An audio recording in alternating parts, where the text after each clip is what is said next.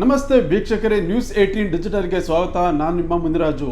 ನಟ ದರ್ಶನ್ ಅವರನ್ನ ಬಳ್ಳಾರಿ ಜೈಲ್ಗೆ ಶಿಫ್ಟ್ ಮಾಡುವಂಥ ವಿಚಾರ ಏನಿದೆ ಅದಕ್ಕೆ ಇನ್ನು ಕೇವಲ ಒಂದು ದಿನ ಅಷ್ಟೇ ಬಾಕಿ ಇದೆ.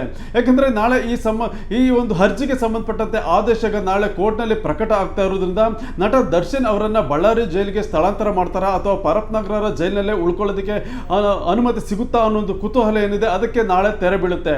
ಯಾಕಂದರೆ ಈ ನಟ ದರ್ಶನ್ ಸೇರಿದಂತೆ 5 ಆರೋಪಿಗಳನ್ನ ಬಳ್ಳಾರಿ ಮತ್ತು ಬೇರೆ ಬೇರೆ ಜೈಲುಗಳಿಗೆ ಸ್ಥಳಾಂತರ ಮಾಡಬೇಕು ಅಂತೇಳಿ ಪರಪ್ಪನಗರ ಜೈಲು ಅಧಿಕಾರಿಗಳು ಒಂದು ಅರ್ಜಿಯನ್ನು ಕೂಡ ಸಲ್ಲಿಕೆ ಮಾಡಿದ್ರು.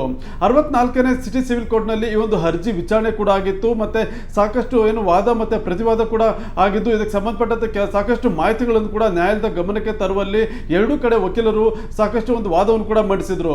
ನಿರ್ಭೀತ, ನಿಷ್ಪಕ್ಷಪಾತ, ವಿಶ್ವಾಸಾರ್ಹ ಸುದ್ದಿಗಳಿಗೆ ಮತ್ತೊಂದು ಹೆಸರಾಗಿರೋ ನ್ಯೂಸ್ 18 ಕನ್ನಡ ಈಗ ಆಪ್ನಲ್ಲೂ ಲಭ್ಯ ಇದೆ. ದಯವಿಟ್ಟು ಇಲ್ಲಿರೋ QR ಕೋಡ್ ಅನ್ನ ಸ್ಕ್ಯಾನ್ ಮಾಡಿಕೊಂಡು ಆಪ್ ಡೌನ್ಲೋಡ್ ಮಾಡೋದಕ್ಕೆ ಮರಿಬೇಡಿ. ನಿಮ್ಮ ಬೆಂಬಲ ಹೀಗೆ ಸದಾ ನಮ್ಮೊಂದಿಗಿರಲಿ. ಧನ್ಯವಾದ. ಈ ಒಂದು ಅರ್ಜಿಗೆ ಸಂಬಂಧಪಟ್ಟಂತ ಈಗ ಆದೇಶ ಏನಿದೆ ಅದು ನಾಳೆ ಈಗ ಹೊರ ಬೀಳ್ತಾ ಇರೋದ್ರಿಂದ ನಟ ದರ್ಶನ್ ಸೇರಿದಂತೆ 5 ಆರೋಪಿಗಳನ್ನ ಪರಪ್ನಗರ ಜೈಲಿನಿಂದ ಬಳ್ಳಾರಿ ಮತ್ತೆ ಶಿವಮೊಗ್ಗ ಹಾಗೂ ಕಲಬುರಗಿ ಹಾಗೂ ಬೆಳಗಾವಿ ಜೈಲಿಗೆ ಶಿಫ್ಟ್ ಮಾಡುವಂತ ವಿಚಾರ ಏನಿದೆ ಅದಕ್ಕೆ ಸಂಬಂಧಪಟ್ಟಂತೆ ಒಂದು ಅಂತಿಮ ಆದೇಶ ಕೂಡ ನಾಳೆ ಹೊರ ಬೀಳ್ತಾ ಇದೆ. ಈಗಾಗಲೇ ಜೈಲು ಅಧಿಕಾರಿಗಳು ಸಾಕಷ್ಟು ಕಾರಣಗಳನ್ನು ಕೊಟ್ಟಿದ್ದಾರೆ. ಅಂದ್ರೆ ಪ್ರಮುಖವಾಗಿ ಆಡಳಿತಾತ್ಮಕ ಮತ್ತೆ ಭದ್ರತೆಯ ದೃಷ್ಟಿಯಿಂದ ಅವರನ್ನ ಸ್ಥಳಾಂತರ ಮಾಡಬೇಕು ಅಂತೇಳಿ ಒಂದು ಮನವಿಯನ್ನು ಕೂಡ ಮಾಡಿಕೊಂಡಿದ್ರು. ಈ ಒಂದು ಮನವಿಗೆ ಸಂಬಂಧಪಟ್ಟಂತೆ ಪ್ರಕರಣದ SPP ಆಗಿರುವಂತಹ ಪ್ರಸನ್ನ ಕುಮಾರ್ ಅವರು ಕೂಡ ಕೋರ್ಟ್ ನಲ್ಲಿ ಸಾಕಷ್ಟು ಅಂಶಗಳನ್ನ ಮುಂದೆ ಇಟ್ಟು ವಿಚಾರಣೆ ಕೂಡ ವಾದವನ್ನು ಕೂಡ ಮಾಡಿದ್ರು.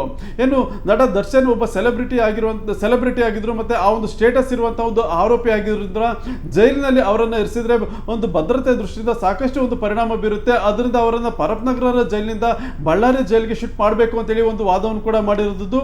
ಮತ್ತೆ ಆಡಳಿತಾತ್ಮಕ ದೃಷ್ಟಿಯಿಂದಲೂ ಕೂಡ ಅವರನ್ನ ಬೇರೆ ಜೈಲಿಗೆ ಸ್ಥಳಾಂತರ ಮಾಡಬೇಕಾದಂತ ಒಂದು ಅನಿವಾರ್ಯತೆ ಕೂಡ ಇದೆ ಅಂತೇಳಿ ಒಂದು ವಾದವನ್ನು ಕೂಡ ಮಾಡಿದ್ದಾರೆ.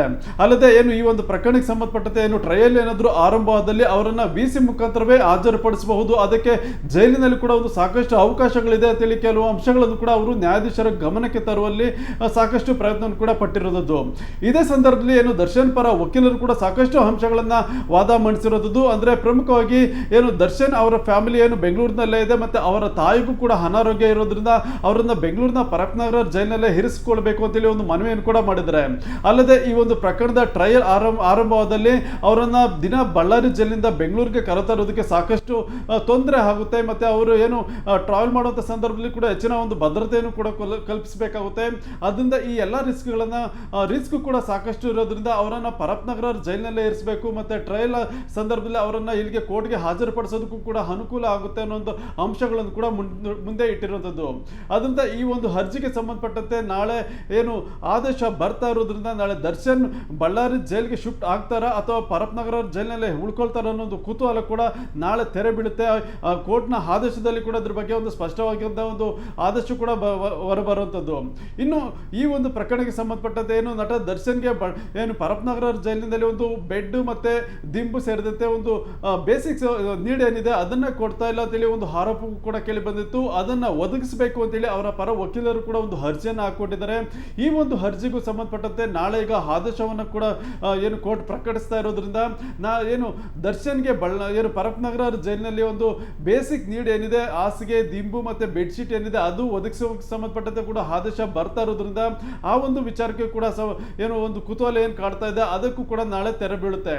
ಆದ್ರಿಂದ ಈ ಒಂದು 2 ಅರ್ಜಿಗಳಿಗೆ ಸಂಬಂಧಪಟ್ಟಂತೆ ನಾಳೆ ದರ್ಶನ್ಗೆ ಒಂದು ರೀತಿಯಲ್ಲಿ ಮಹತ್ವದ ಒಂದು ಬಿಗ್ ಡೇ ಅಂತಾನೆ ಹೇಳಬೇಕಾಗುತ್ತೆ. ಯಾಕಂದ್ರೆ ಒಂದು ಬಳ್ಳಾರಿ ಜೈಲಿಗೆ ಸ್ಥಳಾಂತರ ಮಾಡೋದು, ಮತ್ತೊಂದು ಜೈಲಿನಲ್ಲಿ ಒಂದು ಬೇಸಿಕ್ ನೀಡನ್ನು ಕೊಡಬೇಕು, ಒಳ್ಳೆ ಹಾಸಿಗೆ ಮತ್ತೆ ದಿಂಬು ಮತ್ತೆ ಬೆಡ್ಶೀಟ್ ಅನ್ನು ಅವ್ರು ಕೇಳಿದ್ರೆ ಅದನ್ನು ಒದಗಿಸುವ ಸಂಬಂಧಪಟ್ಟಂತೆ ಏನಾದರೂ ಆದೇಶ ಬಂದ್ರೆ ನಂತರ ದರ್ಶನ್ಗೆ ಪರಪ್ನಗರ ಜೈಲಲ್ಲಿ ಅವ್ರು ಕೇಳಿದಂತ ರೀತಿಯಲ್ಲಿ ಒಂದು ಹಾಸಿಗೆ ಮತ್ತೆ ಬೆಡ್ಶೀಟ್ ಕೂಡ ದೊರೆಯುವಂತ ಸಾಧ್ಯತೆಗಳು ಕೂಡ ಇದೆ. ಇನ್ನು ಈ ಒಂದು ರೇಣುಕಾ ಸ್ವಾಮಿ ಕೊಲೆಗೆ ಸಂಬಂಧಪಟ್ಟಂತೆ ಈಗ ನಾಳೆ ಎಲ್ಲ ಈಗಾಗಲೇ 7 ಜನ ಆರೋಪಿಗಳ ಒಂದು ಜಾಮೀನನ್ನ ಸುಪ್ರೀಂ ಕೋರ್ಟ್ ರದ್ದುಗೊಳಿಸಿತ್ತು. ಈ ಒಂದು ಜಾಮೀನು ರದ್ದಾದ ಬಳಿಕ ನಾಳೆ ಪುನಃ ಅವರ ಕಸ್ಟಡಿ ಕೂಡ ವಿಸ್ತರಣೆ ಆಗುವಂತ ಸಾಧ್ಯತೆ ಇದೆ. ಯಾಕಂದ್ರೆ ಆರೋಪಿಗಳನ್ನ 14 ದಿನಗಳ ಕಾಲ ಒಂದು ನ್ಯಾಯಾಂಗ ಬಂಧನಕ್ಕೆ ನೀಡಲಾಗಿತ್ತು. ಈ ಒಂದು ಅರ್ಜಿಗೆ ವಿಚಾರಕ್ಕೆ ಸಂಬಂಧಪಟ್ಟಂತೆ ನಾಳೆ ಅವರ ಆರೋಪಿಗಳ ರಿಮ್ಯಾಂಡ್ ಕಸ್ಟಡಿ ಏನಿದೆ ಅದು ಮತ್ತಷ್ಟು ದಿನ ಎಕ್ಸ್ಟೆಂಡ್ ಆಗುವಂತ ಸಾಧ್ಯತೆಗಳು ಕೂಡ ಇದೆ. ಇನ್ನು ಈ ಒಂದು ಕೊಲೆ ಪ್ರಕರಣಕ್ಕೆ ಸಂಬಂಧಪಟ್ಟಂತೆ ಈಗಾಗಲೇ ನ್ಯಾಯಾಲಯದಲ್ಲಿ ಒಂದು ಚಾರ್ಜ್ ಫ್ರೇಮ್ ಮಾಡೋದಕ್ಕೆ ಕೂಡ ಈಗಾಗಲೇ ಸಿದ್ಧತೆ ಸಿದ್ಧತೆಗಳು ಕೂಡ ನಡೀತಾ ಇದ್ದು, ಈಗ ಏನು ರೇಣುಕಾಸ್ವಾಮಿ ಕೊಲೆಗೆ ಸಂಬಂಧಪಟ್ಟಂತ ಎಲ್ಲ ಒಂದು ಚಾರ್ಜ್ ಶೀಟ್ ಪ್ರಕ್ರಿಯೆಗಳು ಕೂಡ ಮುಗ್ದಿರೋದ್ರಿಂದ ನಾಳೆ ಈ ಒಂದು ಪ್ರಕರಣದ ಒಂದು ವಿಚಾರಣೆಯನ್ನ ಕೈಗೆತ್ತಿಕೊಳ್ಳೋದಕ್ಕೆ ಒಂದು ದಿನಾಂಕವನ್ನು ಕೂಡ ನಿಗದಿ ಮಾಡುವಂತ ಸಾಧ್ಯತೆ ಇದೆ. ಅಂದ್ರೆ ಈ ಒಂದು ಕೊಲೆ ಪ್ರಕರಣದ ಟ್ರಯಲ್ ಅನ್ನ ಆರಂಭಿಸೋದಕ್ಕೆ ಒಂದು ದಿನಾಂಕ ಕೂಡ ನಿಗದಿಪಡಿಸುವಂತ ಸಾಧ್ಯತೆ ಇರೋದ್ರಿಂದ ನಾಳೆ ಈ ಒಂದು ಕೇಸ್ನಲ್ಲಿ ಒಂದು ಮಹತ್ವದ ಬೆಳವಣಿಗೆ ಮತ್ತೆ ಒಂದು ರೀತಿಯಲ್ಲಿ ಒಂದು ಮಹತ್ವದ ತಿರುವು ಕೂಡ ಆರಂಭ ಆಗುವಂತ ಸಾಧ್ಯತೆ ಇದೆ. ಯಾಕಂದ್ರೆ ಒಂದು ವೇಳೆ ಟ್ರಯಲ್ ಆರಂಭ ಮಾಡೋದಕ್ಕೆ ದಿನಾಂಕ ಏನಾದರೂ ನಿಗದಿ ಆದ್ರೆ ಆ ಸಂದರ್ಭದಲ್ಲಿ ಆರೋಪಿಗಳು ಮತ್ತೆ ಏನು ಈ ಒಂದು ಪ್ರಕರಣಕ್ಕೆ ಸಂಬಂಧಪಟ್ಟಂತ ಸಾಕ್ಷಿಗಳು ಏನಿದ್ರೆ ಅವರು ನಿತ್ಯ ಒಂದು ಕೋರ್ಟ್ಗೆ ಹಾಜರಾಗಬೇಕಾಗುತ್ತೆ. ಮತ್ತೆ ಈ ಒಂದು ಪ್ರಕರಣದ ಟ್ರಯಲ್ ಕೂಡ ಆರಂಭ ಆಗುತ್ತೆ. ಆ ನಂತರ ಏನು ಆರೋಪಿ ಆಗಿರುವಂತಹ ದರ್ಶನ್ ಇರ್ಬೋದು ಮತ್ತೆ ಉಳಿದ ಎಲ್ಲ ಆರೋಪಿಗಳು ಕೂಡ ಟ್ರಯಲ್ ಇರೋ ದಿನ ಕೋರ್ಟ್ಗೆ ಹಾಜರಾಗಬೇಕು ಅಥವಾ VC ಮುಖಾಂತರನಾದ್ರೂ ಹಾಜರಾಗಿ ಈ ಒಂದು ವಿಚಾರಣೆಯಲ್ಲಿ ಭಾಗಿಯಾಗಬೇಕಾಗುತ್ತೆ. ಇದು ಇವತ್ತಿನ ವಿಶೇಷ. ಮುಂದೆ ಇದೇ ರೀತಿಯ ಸುದ್ದಿಗೋಸ್ಕರ ನೋಡ್ತಾ ಇರಿ News18 ಡಿಜಿಟಲ್ ಕನ್ನಡ. ನಿರ್ಭೀತ, ನಿಷ್ಪಕ್ಷಪಾತ, ವಿಶ್ವಾಸಾರ್ಹ ಸುದ್ದಿಗಳಿಗೆ ಮತ್ತೊಂದು ಹೆಸರಾಗಿರೋ News18 ಕನ್ನಡ ಈಗ ಆಪ್ನಲ್ಲೂ ಲಭ್ಯ ಇದೆ. ದಯವಿಟ್ಟು ಇಲ್ಲಿರೋ QR ಕೋಡ್ ಅನ್ನ ಸ್ಕ್ಯಾನ್ ಮಾಡಿಕೊಂಡು ಆಪ್ ಡೌನ್ಲೋಡ್ ಮಾಡೋದಕ್ಕೆ ಮರಿಬೇಡಿ. ನಿಮ್ಮ ಬೆಂಬಲ ಹೀಗೆ ಸದಾ ನಮ್ಮೊಂದಿಗಿರಲಿ. ಧನ್ಯವಾದ.